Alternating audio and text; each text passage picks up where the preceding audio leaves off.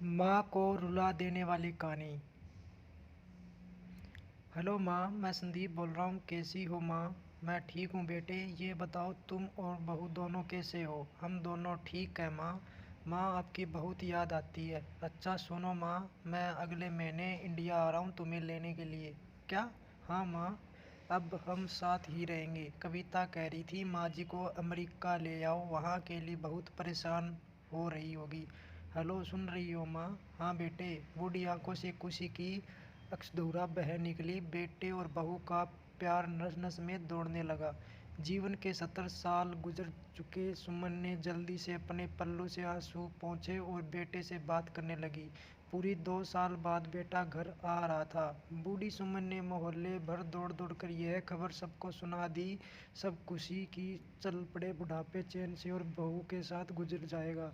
संदीप अकेला आया था। उसने कहा कि हमें जल्दी ही वापस जाना है, इसलिए जो भी रुपया पैसा किसी से लेना है वो लेकर रख लो, और तब तक मैं किसी प्रॉपर्टी डीलर से मकान की बात करता हूँ।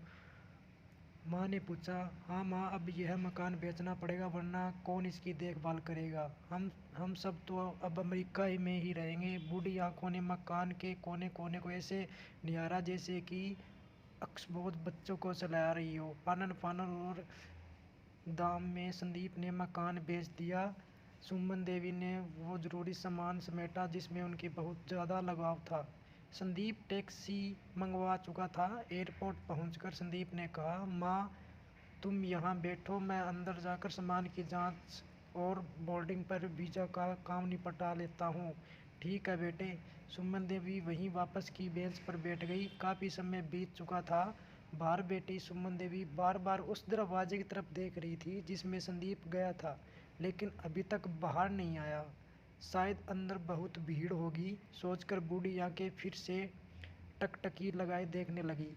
अंधेरा हो चुका था। एयरपोर्ट के बाहर गर्मागर्मी कम हो चुकी थी। माँ जी, किससे मिलना है? एक कर्मचारी ने वृद्धा से पूछा।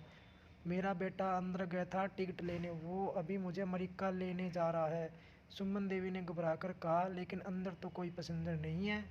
अमेरिका जाने वाली फ़्लाइट तो दोपहर में ही चली गई। क्या नाम है आपके बेटे का? कर्मचारी ने सवाल किया। अरे संदीप। सुमन के चेहरे पर चिंता की लकीर उभर आई। कर्मचारी अंदर गया और कुछ देर बाद बाहर आकर बोला, माँ जी आपका बेटा संदीप तो अमेरिका जाने वाली फ्लाइट में कब का जा चुका। क्या? वृद्धा की आंखों से आंसुओं का सैलाब फूट पड़ा। बूढ़ी माँ का रोम रोम कांप उठा। किसी तरह वापस घर पहुंची जो अब बिक चुका था। रात में घर के बाहर चबूतरे पे ही सो गई। सुबह हुई तो दयालु मकान मालिक ने कमरा रहने को दे दिया। पति की पेंशन से घर का किराया और खाने का काम चलने लगा। समय गुजरने लगा। एक दिन मकान मालिक ने वृद्धा से पूछा, माँ जी क्यों क्यों नहीं आप अपने किसी रिश्तेदार का यहाँ चली जाए? अब आपकी उम्र भी बहुत ज़्यादा,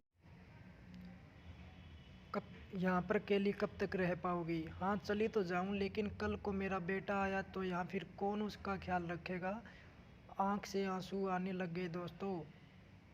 कहानी पढ़ते पढ़ते अनाथ आश्रम, दिल को छू लेने वाली एक कहानी। आपसे विनती है, माँ बाप का दिल कभी मत दुखाना दोस्तों। शिक्षा, माँ तो माँ होती है दोस्तों।